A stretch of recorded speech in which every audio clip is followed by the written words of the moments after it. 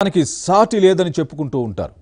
అలాగే ఇప్పుడు అనకాపల్లి ఎంపీ అవంతి శ్రీనివాస్కు తిరుగు లేదని చెప్పుకుంటున్నారు జనం.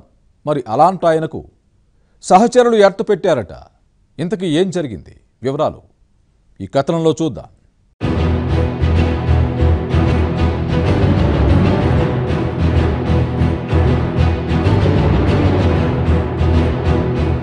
కొద్ది రోజుల క్రితం తెలుగుదేశం పార్లమెంటరీ పార్టీ సమావేశం చంద్రబాబు అధ్యక్షతన జరిగింది.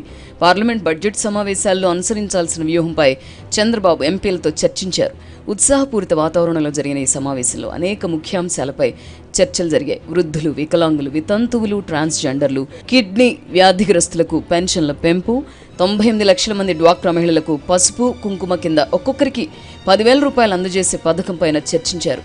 ఆయా పథకాలు, కార్యక్రమాల పట్ల ప్రజల నుంచి మంచి స్పందన వస్తోందని అప్పటికే ఫీడ్బ్యాక్ వచ్చింది.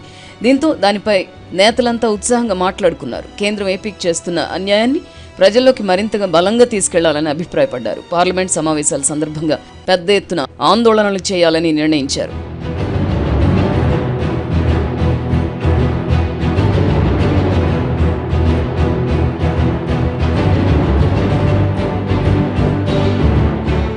ఇక ఈవీఎం ట్యాంపరింగ్లపై నిరసన, ఓటాన్ అకౌంట్ కాకుండా పూర్తి స్థాయి బడ్జెట్ ప్రవేశపెట్టేందుకు కేంద్ర ప్రభుత్వం చేస్తున్న ప్రయత్నాలను తిప్పికొట్టేలా నిరసనలు ఉండాలని భావించారు. అయితే సమావేశం ముగింపు దశలో ఇక అందరూ లేవబోతుండగా విజయవాడ ఎంపీ కేశినేని నాని మైక్ అందుకున్నారు. అంతా ఒక్క నిమిషం ఆగాలని కోరారు. దీంతో ముఖ్యమంత్రి సహా అంతా కూర్చున్నారు. నాని ముఖ్యమంత్రి వైపు చూస్తూ, సార్ మేమంతా కలిసి ఒక తీర్మానం చేశాం, అది మీకు చెప్పాలనుకుంటున్నాం అని అన్నారు. దీంతో సీఎం పర్వాలేదు మీ తీర్మానం చెప్పండి అంటూ గ్రీన్ సిగ్నల్ ఇచ్చారు. ఇది మా అందరి మూకుమ్మడి తీర్మానం అని మొదలుపెట్టిన నాని అనకాపల్లి ఎంపీ స్థానం నుంచి మళ్ళీ అవంతి శ్రీనివాస్నే పోటీకి నిలపాలి, ఆయన ఎటు గెలుస్తారు గనుక తర్వాత పార్లమెంటరీ పార్టీ నాయకుడిగా ఆయన్నే ఎంపిక చేయాలి అని కేశినేని కోరారు. వెంటనే ఎంపీలంతా సంతోషంతో బల్లలు చరిచారు. ముఖ్యమంత్రి నవ్వులు చిందిస్తూ, మీరంతా ఇంతగా కోరుకుంటే నేను మాత్రం ఏం చేయగలను, కాదంటానా అని వ్యాఖ్యానించారు. లేదు సార్, ఇది అందరం కలిసి అనుకొని చేసిన తీర్మానం అనగానే సీఎం మళ్ళీ తనకి ఈ విషయంలో అభ్యంతరం లేదని స్పష్టం చేశారు. ఆ మాట అంటూనే విరగబడి నవ్వారు. ఈ సన్నివేశాన్ని చూస్తూ అవంతి సైతం పుస్తకం అడ్డు పెట్టుకుని నవ్వుకున్నారట.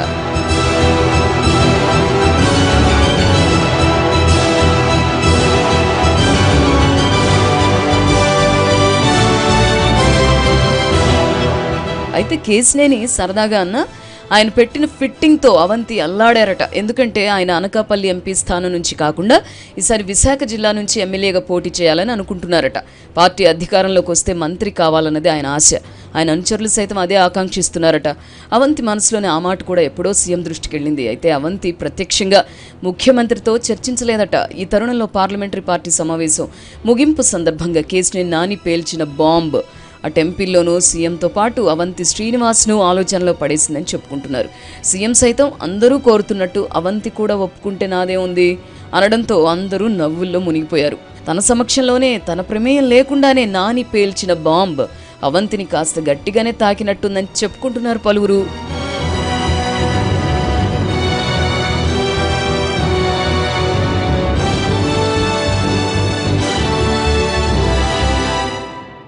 జగిత్యాల జిల్లా కలెక్టర్ శరత్ ప్రసంగం ఏ చర్చకు దారితీసింది? జగిత్యాల ఖిల్లా అభివృద్ధికి ముందడుగు ఎప్పుడు పడుతుంది? వేడుకలు, అట్టహాసాలు సరే, నిజమైన ప్రగతికి నాంది పలికేది ఎప్పుడు? పూర్తి వివరాలు ఇప్పుడు చూద్దాం.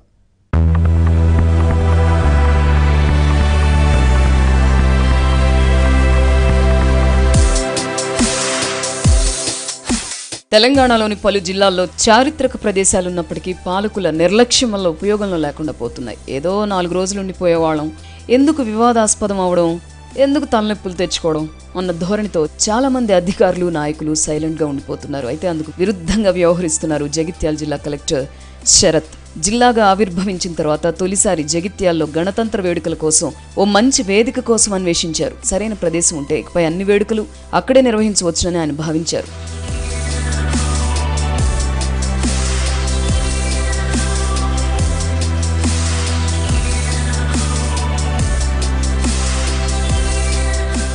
రెండు 2017 నాటి గణతంత్ర వేడుకలను మినీ స్టేడియంలో జరపాలనుకున్నారు. అయితే అది చిన్నగా ఉండడం వల్ల నిర్ణయాన్ని మార్చుకున్నారు. సరైన వేదిక కోసం జిల్లా కేంద్రంలో మరో 2-3 ప్రదేశాలు చూసినా ఆయనకు నచ్చలేదు. ఆ సమయంలోనే జగిత్యాల ఖిల్లా ఆయనకు గుర్తుకొచ్చింది. ఆ ఖిల్లాని అభివృద్ధి చేయాలంటూ కొందరు తనను కలిసి వినతిపత్రం ఇచ్చిన విషయం మదిలో మెదిలింది. వెంటనే అధికారులను వెంటబెట్టుకుని ఖిల్లాను పరిశీలించారు. ఆ చారిత్రక ప్రాంతం కలెక్టర్కి నచ్చింది. గణతంత్ర వేడుకలు అక్కడే నిర్వహించాలని నిర్ణయించారు. ఆ రూపంగా ఆయన ఖిల్లా అభివృద్ధికి బీజం పడుతుందని ఆయన అధికారులకు చెప్పారు. అయితే జగిత్యాల ఖిల్లాకి ఇన్గేట్ అవుట్గేట్ ఒకటి ఉండడం వల్ల ఇబ్బందులు వస్తాయని తొలుత అధికారులు భావించారు. అయినప్పటికీ కలెక్టర్ శరత్ మొండి పట్టుతో వేడుకలు అక్కడే నిర్వహించాలని ఏర్పాట్లు చేశారు.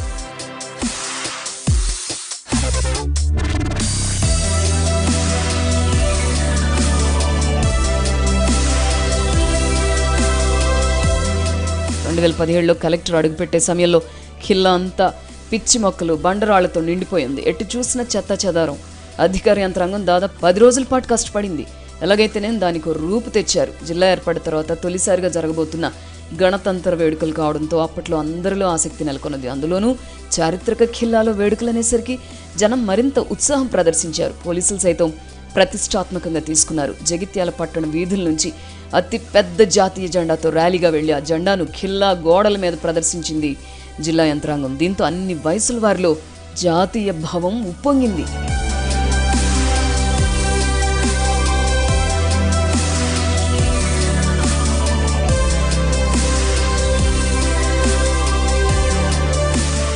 అలా మనుగడలోకి వచ్చిన ఈ ఖిల్లా తర్వాత రాష్ట్ర ఆవిర్భావ వేడుకలకు, స్వాతంత్ర దినోత్సవ వేడుకలకు వేదికగా నిలుస్తోంది. తొలిసారి వేడుక నిర్వహించినప్పుడు ఇబ్బందులు ఎదురైనా కలెక్టర్ శరత్ వెనకడుగు వేయలేదు. అదే జరిగుంటే ఇంత అందమైన అద్భుతమైన ఖిల్లా అందరి దృష్టి పథంలోకి వచ్చేది కాదు.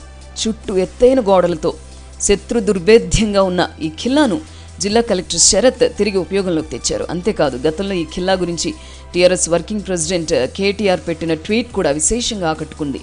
ఏరియల్ వ్యూ ఫోటోలను తన ట్విట్టర్లో పోస్ట్ చేసి ఇది తెలంగాణలోనే మరో అందమైన అద్భుతమైన చారిత్రక కట్టడం, ఇది ఏంటి ఎక్కడుందో ఎవరైనా చెప్పగలరా అంటూ చేసిన ట్వీట్కు వేల కొద్ది రీట్వీట్స్ వచ్చాయి.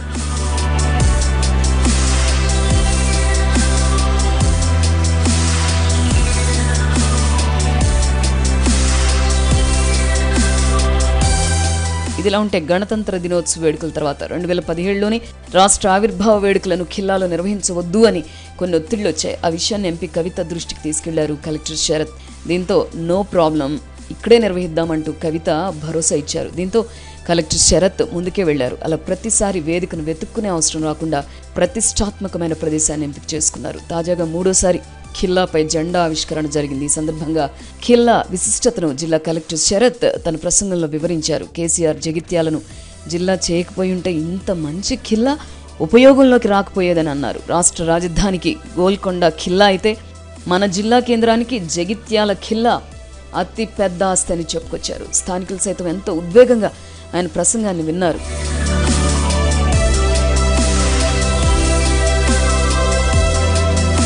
ఆనాడు ఖిల్లాపై రిపబ్లిక్ డే వేడుకల నిర్వహణ విషయమై మొండి పట్టుతో ముందుకెళ్లకపోయి ఉంటే నేటికి ఈ చారిత్రక వైభవం మరుగున పడిపోయి ఉండేది. ప్రతిసారి వేడుకల కోసం ప్రదేశాలను వెతుక్కోవాల్సి వచ్చేది.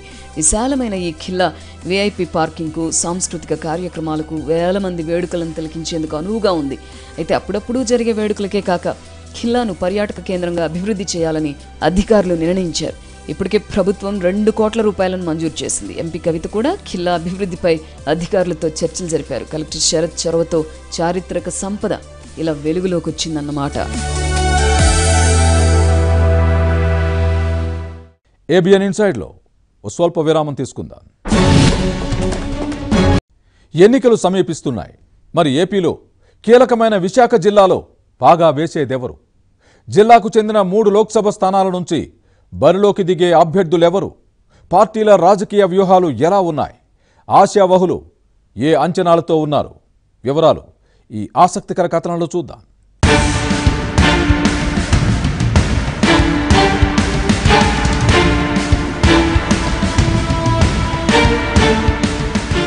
రాష్ట్ర ఆర్థిక రాజధానిగా సాగర్ తీర నగరం విశాఖకు ఎంతో ఖ్యాతుంది. గత ఎన్నికల్లో ఇక్కడి నుంచి బీజేపీ నేత కంభంపాటి హరిబాబు ఎంపీగా గెలిచారు. బీజేపీతో జత కలిసిన తెలుగుదేశం పార్టీ నాటి పొత్తులో భాగంగా విశాఖ ఎంపీ స్థానంతో పాటు 2 ఎమ్మెల్యే స్థానాలను మిత్రపక్షానికి వదిలిపెట్టింది. ఇక వైఎస్ఆర్ కాంగ్రెస్ పార్టీ వైఎస్ విజయలక్ష్మిని బరిలోకి దింపింది. విజయలక్ష్మి గెలుపు ఖాయమనే అందరూ అనుకున్నారు. అయితే అనూహ్యంగా హరిబాబు జయకేతనం ఎగురవేశారు.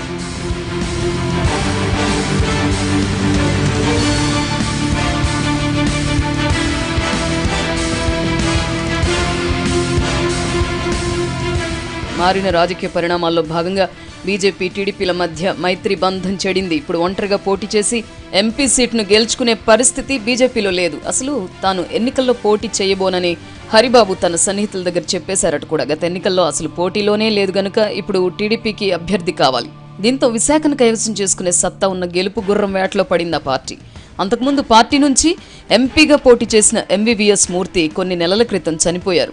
ముఖ్యుల సూచనతో పల్ల శ్రీనివాస్ పేరును విశాఖ అభ్యర్థిత్వం కోసం పార్టీ పరిశీలించిందట. అయితే పల్ల మాత్రం గాజువాక నుంచి ఎమ్మెల్యేగా పోటీ చేయాలనుకుంటున్నారట. ఇక్కడి నుంచి పోటీ చేయాల్సిందిగా గంటా శ్రీనివాసరావును సైతం పార్టీ అధిష్టానం కోరిందట. ఆయన సైతం భీమిలి నుంచి అసెంబ్లీకే పోటీ చేస్తానని ఖచ్చితంగా చెప్పేశారట.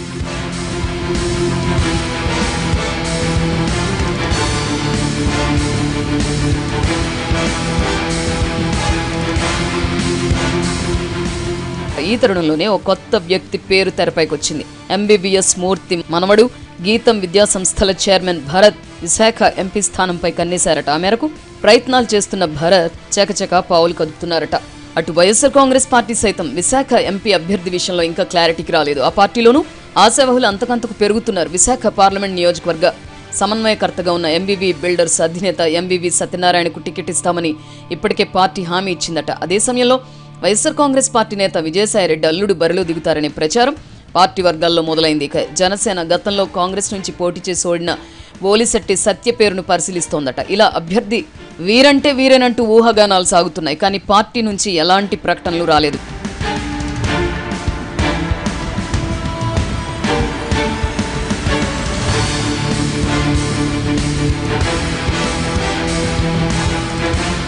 విశాఖ స్థానానికి ఓ సెంటిమెంట్ కూడా ఉంది. ఇక్కడ నుంచి ఏ పార్టీ అభ్యర్థి గెలిస్తే కేంద్రంలో ఆ పార్టీ అధికారంలోకి వస్తుంది, లేదా ఆ పార్టీ మద్దతు ఇచ్చే పార్టీనే కేంద్రంలో అధికారంలోకి వస్తుందట.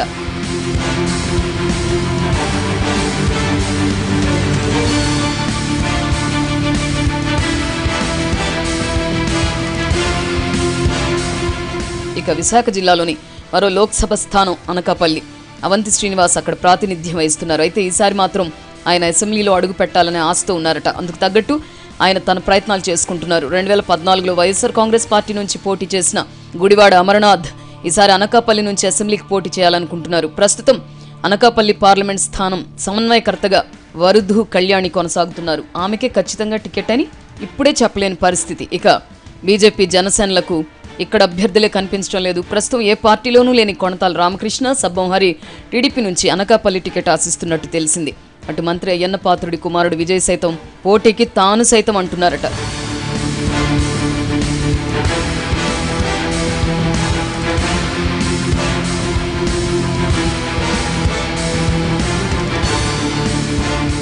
విశాఖ జిల్లాలోని మరో లోక్సభ స్థానం అరకు. విజయనగరం, శ్రీకాకుళంలోని పలు నియోజకవర్గాలు ఇందులో భాగంగా ఉన్నాయి. గత ఎన్నికల్లో వైఎస్ఆర్ కాంగ్రెస్ పార్టీ నుంచి కొత్తపల్లి గీత విజయం సాధించారు. కానీ ఇప్పుడు గీత వైఎస్ఆర్ కాంగ్రెస్ పార్టీలో లేరు. గత ఎన్నికల్లో గీతపై పోటీ చేసిన సంధ్యారాణ్ని టీడీపీ మండలికి పంపింది. దీంతో టీడీపీ నుంచి ఆశావహుల సంఖ్య ఎక్కువే ఉంది. తెలుగు మహిళా మాజీ అధ్యక్షురాలు శోభా హైమావతి కుమార్తె, Vizianagaram ZP chairperson Swathirani, GCC MD Baburao Naidu Araku MP ticket కోసం ప్రయత్నాలు చేస్తున్నారు. వైఎస్ఆర్ కాంగ్రెస్ పార్టీ కూడా అభ్యర్థి విషయంలో ఇంకా క్లారిటీ రాలేదు. జనసేన నుంచి మాజీ మంత్రి బాలరాజు పోటీ చేయొచ్చనే ప్రచారం జరుగుతోంది.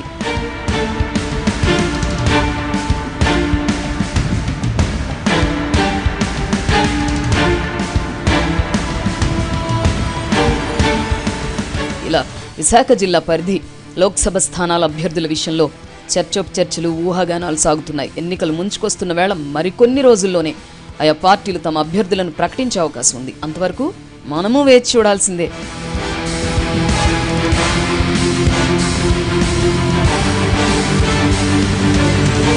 కరీంనగర్ బీజేపీలో దేనిపై చర్చ జరుగుతోంది? అసెంబ్లీ ఎన్నికల్లో గెలుపు కోసం సర్వశక్తులు ఒడ్డి రెండో స్థానంలో నిలిచిన బండి సంజయ్ ఇప్పుడు ఏ అంశంపై గురిపెట్టారు? తాజాగా జాతీయ నాయకత్వాన్ని కలిసిన ఆయన దేనిపై చర్చలు జరిపారు? కరీంనగర్ బీజేపీలో జరుగుతున్న ఆసక్తికర పరిణామాలు ఈ కథనంలో చూద్దాం.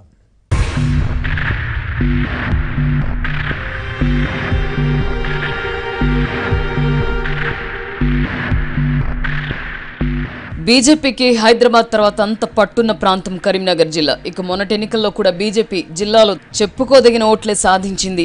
ఇక్కడ పార్టీని బలోపేతం చేస్తున్న వారిలో మొదటగా చెప్పుకోవాల్సిన నేత బండి సంజయ్ కుమార్. ప్రస్తుతం పార్టీ రాష్ట్ర అధికార ప్రతినిధిగా కొనసాగుతున్న సంజయ్ కరీంనగర్ అసెంబ్లీ స్థానం నుంచి వరుసగా 2 సార్లు పోటీ చేసి ఓడిపోయారు. 2 సార్లు రెండో స్థానంలో నిలిచారు. 2014 అసెంబ్లీ ఎన్నికల్లో 25,000 ఓట్ల తేడాతో ఓడిన ఆయన మొన్న 15,000 ఓట్ల తేడాతో ఓటమి పాలయ్యారు. 2 ఎన్నికల్లోనూ ఆయన శక్తివంచన లేకుండా పనిచేశారు. గడిచిన అసెంబ్లీ ఎన్నికల్లో గెలుపు కోసం విశ్వ ప్రయత్నాలు చేశారు. రాష్ట్ర జాతీయ నాయకత్వం కూడా కరీంనగర్ స్థానంపై హోప్స్ పెట్టుకుంది. అందులో భాగంగానే బీజేపీ జాతీయ అధ్యక్షుడు అమిత్ షా, ఉత్తరప్రదేశ్ ముఖ్యమంత్రి యోగి ఆదిత్యనాథ్, బీజేపీ రాష్ట్ర నేత పరిపూర్ణానంద సహా పలువురు నాయకులు ఎన్నికల ప్రచారంలో పాల్గొన్నారు.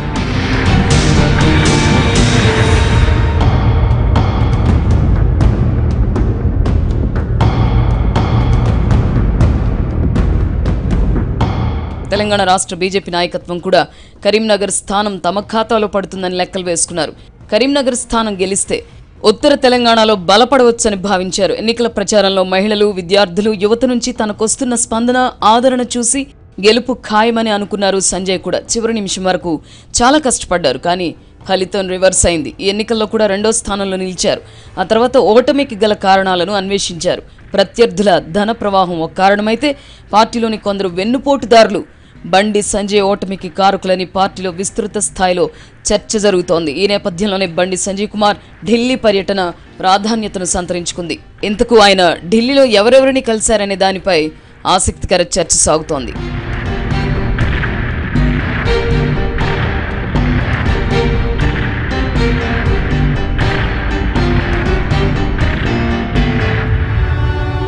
కరీంనగర్ జిల్లాకు చెందిన బీజేపీ జాతీయ నేతకు బండి సంజయ్ కుమార్ వర్గానికి చెడింది.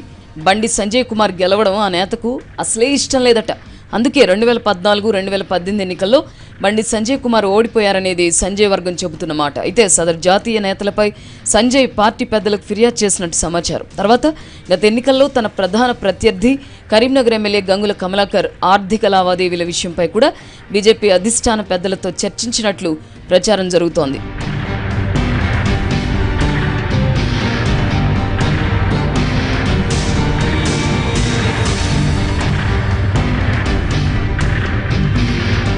బీజేపీ కార్యకర్తలు, ద్వితీయ శ్రేణి నాయకుల్లో బండి సంజయ్ అంటే ప్రత్యేక అభిమానం ఉంది. ఇది కేవలం కరీంనగర్కే పరిమితం కాదు. తెలంగాణ వ్యాప్తంగా సంజయ్కి అభిమానులు ఉన్నారు.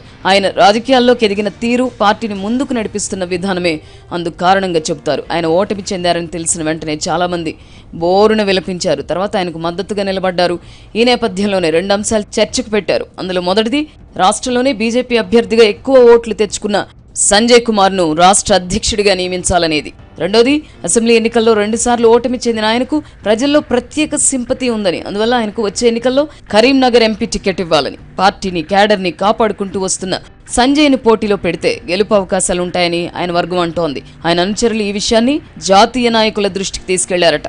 మరి చట్టసభల్లో సంజయ్ను చూడాలనుకుంటున్న ఆయన అనుచరుల ఆశలు నెరవేరుతాయా? పార్టీ అభిమానులు కోరుకుంటున్నట్టు రాష్ట్ర పార్టీ పగ్గాలు అప్పగిస్తుందా? చూడాలి.